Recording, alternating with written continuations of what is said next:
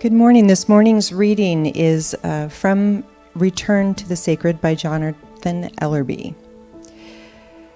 There can be no one right religion for all, just as there's no perfect path or practice. In fact, such ideas defy all logic when we see how profoundly personal spirituality is. It's possible, however, to present a religion, philosophy, or idea of the sacred to others. After that, we must leave them to their personal choice. Throughout history, spirituality has never been successfully forced on individuals or groups without great pain and loss. Religious practices and statements of faith are extremely external and certainly can be imposed on people. Behaviors can be demanded, but genuine feelings cannot. The actual lasting and meaningful changing of a person's heart and mind is something that only an experience of the sacred can do. Looking around the world, we find ourselves endless examples of traditions of all kinds being forced upon others. Anywhere we find spirituality imposed or prohibited, we find a decay of the spirit. Life loses its vitality and meaning when spirituality is controlled or contrived. Human history and human nature have demonstrated the absurdity of seeking one true religion.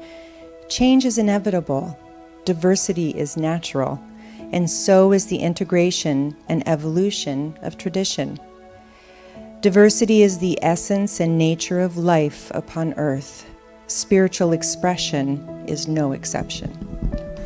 It's true, isn't it? Every single day is a miracle. If you really stop and think about it, and everything that happens in your life, to you, around you, through you, is indeed a miracle. It's just an awesome thought. What a great thought to walk away with today. I love that. Okay. Yes. How cute is that? Well, I'm going to get there in a minute and tell you about that image. I think the big message today is a reminder that we're all one. We are uniquely different and yet the same. Jennifer Holland is an author of a book, and it's entitled Unlikely Friendships. And she shares stories about how well-versed animals are with regard to that idea.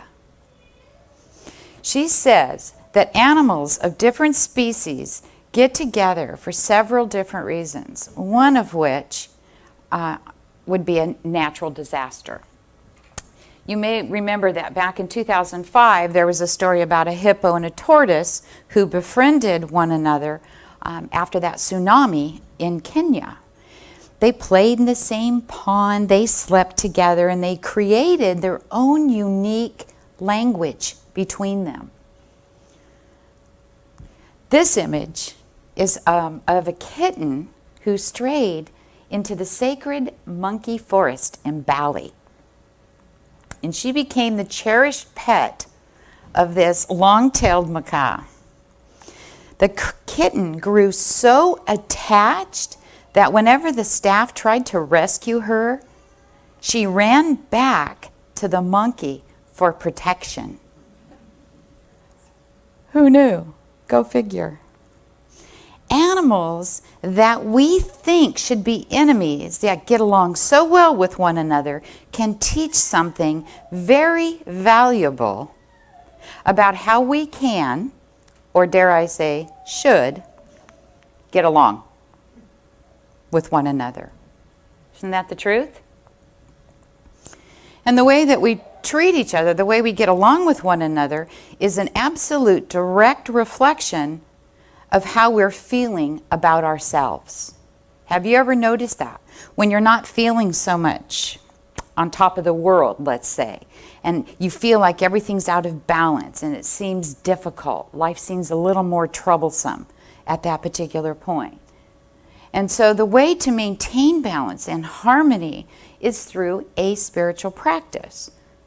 And I say a spiritual practice because I'm talking about a spiritual practice that resonates with you, for you personally, not one that somebody told you will work or should work, right?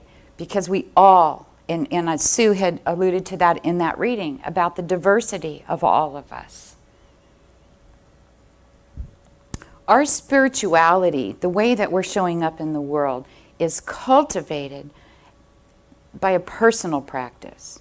And it looks different person to person. And once we begin to have a direct experience of that spirituality, of that connection with the divine, we then find that an organized religion isn't necessarily the only way to have that connection. I think organized religion is really great in its place. And you get to have all the religion you want, right? Here, what we do is share what's at the core of those religions and touch upon that spirituality, that intimate relationship with the divine, with life, with the universe, with God, whatever you want to call that. And what we find out when we start with a spiritual practice is we find out how important it is to immerse ourselves in that practice and to find the one that is right for us. And we want to do that with depth, with honesty, with complete vulnerability, one that is unique to our personality. And here's a thought, you can make one up if you want. Whatever works and connects you to the divine is what's right and perfect for you. In Ellerby's book, Return to the Sacred, he talks about and discusses 12 spiritual paths, master paths and practices, which have been used since the beginning of time, beginning of history. And countless saints, mystics, masters, sages use these practices, not because someone else did, but because they found out that it worked for them. And that's how they would attain that transformation, that moving, transcending beyond our ego self and connecting with the divine and living that life of balance and harmony. Wayne Dyer, and I believe it was in his book, Manifest Your Destiny, wrote about, and he also did a CD on, the sound of God. Are any of you familiar with that? It was absolutely fascinating and beautiful. What he did is he went through and he listed 30 different names of God. And I'm not going to go through all 30, don't worry. I am going to name a few, and what I want you to do is think about what's the same in all these words, okay? Yahweh, God, Allah, Krishna, Ra, Buddha. Do you hear what's the same in all those words? It's the sound of ah, ah. And he says that is the sound of life, the sound of God. Do this for me, because we're going to do that all together, and I'll tell you why. I want you to pay really close attention to that vibration in your body. Every time I do it, I feel it, and I want to share that with you. So let's do it. Ah, I mean, can you feel the vibration of that?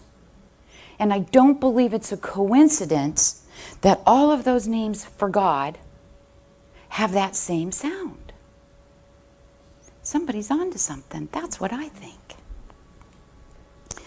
Ellerby tells us this: the power of our practice lies not in which one we choose, but how we apply ourselves to it. Makes perfect sense, doesn't it? Our willingness, sincerity, discipline, those are all essential to the path of awakening, of moving beyond ourself. Now, the spiritual paths are meant to cultivate our soul, to guide us along our life journey on a day-to-day basis. And what does that do for us? It helps us embrace our true self. It helps us to embrace, honor, and understand life. And while we're doing that, guess what happens? Our relationships improve. The community in which we live improves. We're helping in the restoration of the natural world. All of those things are connected. Why? Because we're all one. We're all connected. A spiritual path includes a relationship to whatever you consider to be most sacred. Again, you get to choose. It's those things that have such a deep meaning for you. Power. What has value? What do you see in your life that is worthy? Worthy of that respect, of that awe, of that reverence. What is it for you? Because spirituality is about your worldview of consciousness. It's about how you understand the ultimate nature of being. My guess is this. There's not one person in this room, although we're all here together and we all understand there are many paths to God, we all understand that all religions are really one, and yet we all practice our spirituality differently.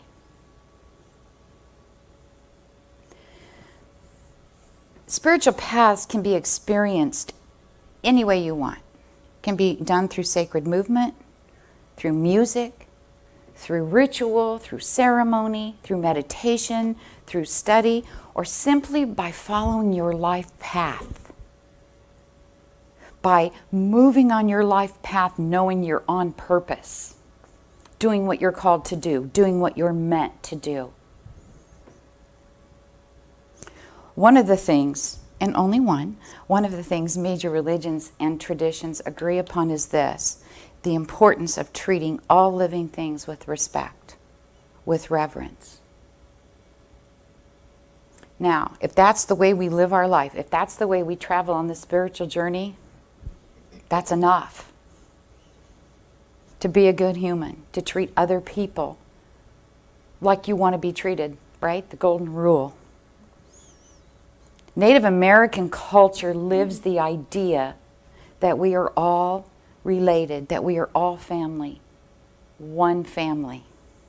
Isn't that beautiful? We could all be Native American today, or probably most days. African culture philosophy also affirms the idea that we're all connected, that we have many races, many people, one humanity. In Judaism, the same idea is taught.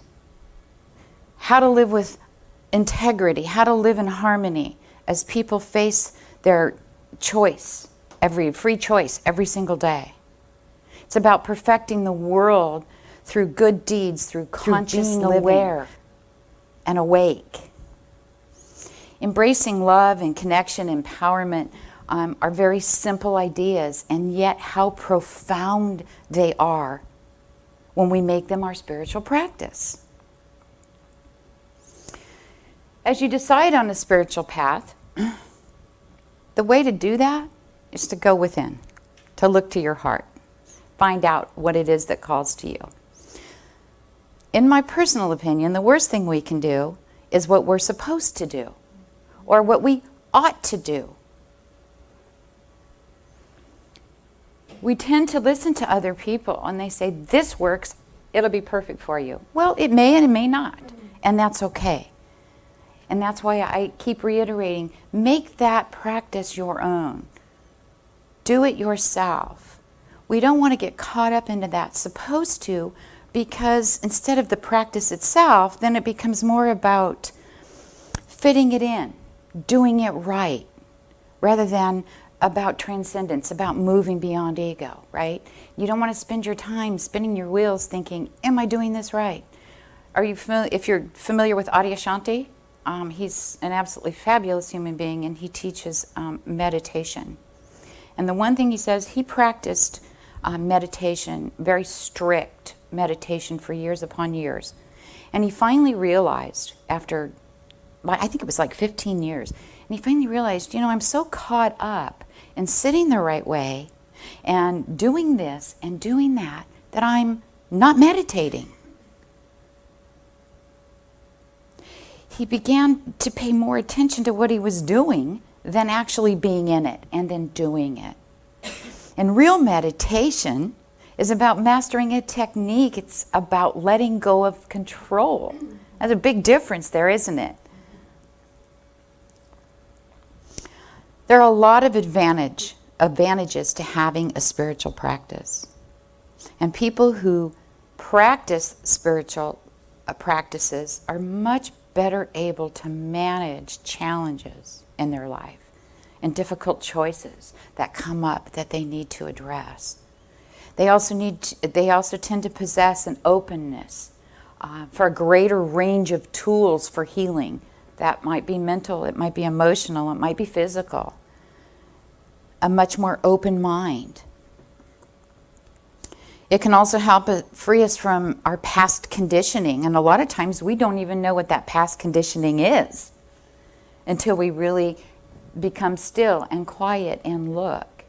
We can form a new habit of seeing life and being moment to moment in full awareness.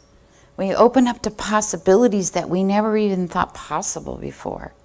It helps us keep that balance and that harmony active in our daily lives.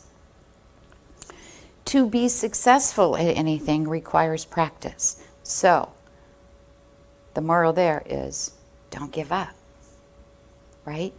Because everything takes practice if we want to get good at it. To manifest great things in our life requires our conscious awareness. It requires our conscious participation of time, of energy, of effort. Yes, there's a little bit of work involved. Finding a spiritual practice is no different than anything else. We look for it, we find it, we practice it. And it is certainly worth the time, the effort, and the energy. Any practice that we carry out on a regular basis has the potential to clear our mind, has the potential to open our heart, to change our lives, to keep us in that place of balance and harmony. And it's through that direct spiritual experience, Ellerby says, that you will sense the evidence of a world that can only be measured by the heart.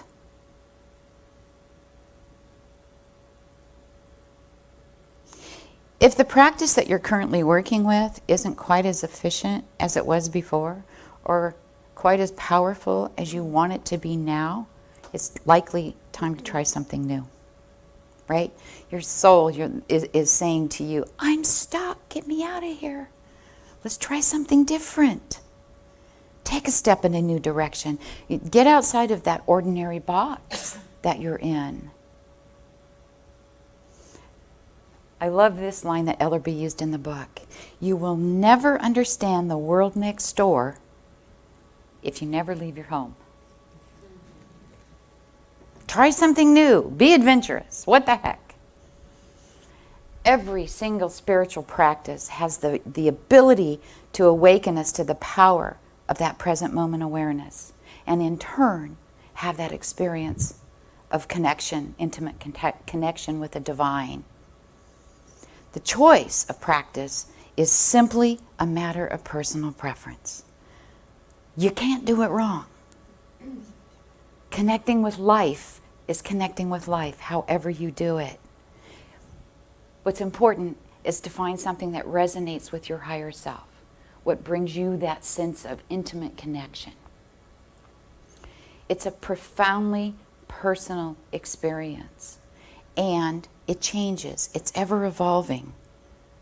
And it comes from here, within. It's your soul nudging you, pushing you. And the reason the world is so full of spiritual and religious diversity is for one reason, I believe.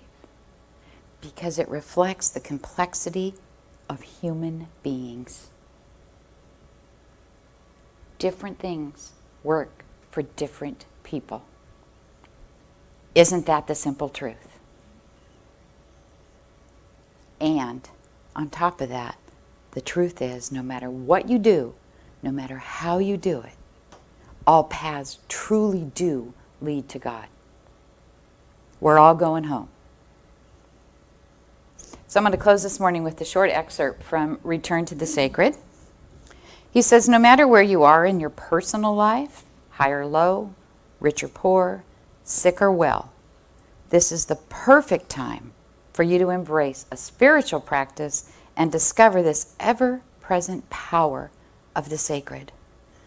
Everything you have gone through up to this very moment has been exactly what was necessary for you to prepare for what comes next. You need nothing more than what you have right now to experience the most profound peace and wisdom of your life. So I invite you to experience your life as the sacred journey that it is, and make each moment an opportunity to honor the sacred in you, in others, and in the world. And thank you for being here while I shared the truth as I understand it.